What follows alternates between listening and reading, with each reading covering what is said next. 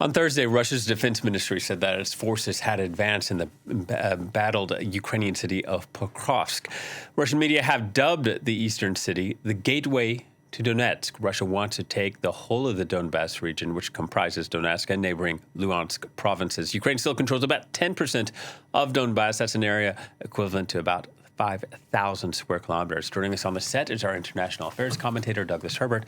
Hello to you, Doug. How are you, Will? At the moment, there are these street battles taking place in Pokrovsk. First of all, explain why the city is so important. Yeah, and it's a good question, Will, because militarily you can make the case Pokrovsk is not militarily significant, but it is strategically significant for Putin because in this military offensive, this ongoing war of aggression against Ukraine, Pokrovsk is, and it sounds cliche to say it, but one of the last strongholds. It's a strategic rail hub, really, in the Donetsk region, part of the larger Donbas region of Ukraine.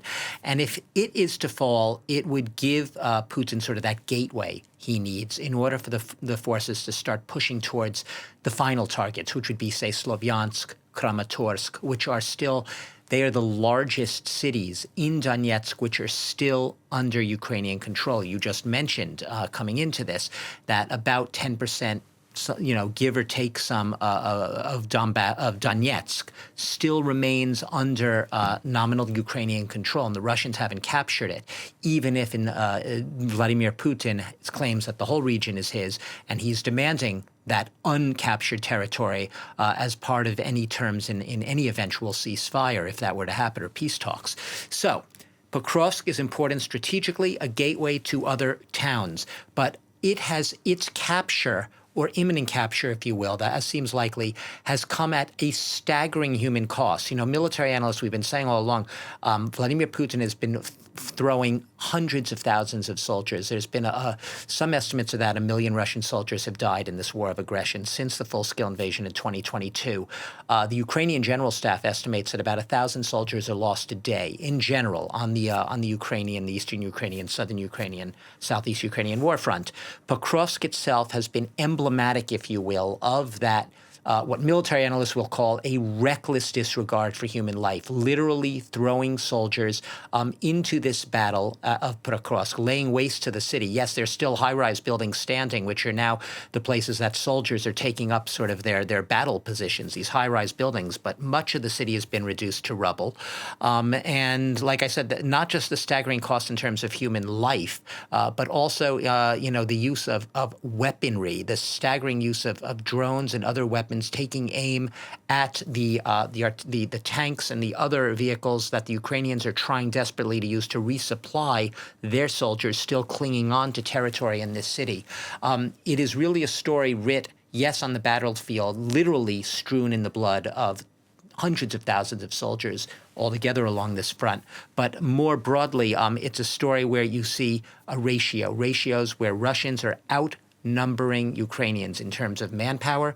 The ratios vary from anywhere from 6-1 to even 8-1 in terms of soldiers, Russians versus Ukrainian, and also in terms of weaponry. As much as the Ukrainians have tried to up their weapons game with more sophisticated weaponry, new generations of homemade weapons, all of that better electronic warfare, they are still outnumbered in terms of the drones coming at them, the guided missiles, the gliding missiles, which the Ukrainians don't have, also coming at them. And that's why this is a lopsided battle. That's why Pokrovsk, after a years-long battle, really is on the verge of falling. Yeah, and now we're seeing media reports that North Korea is set to provide more aid to Russia.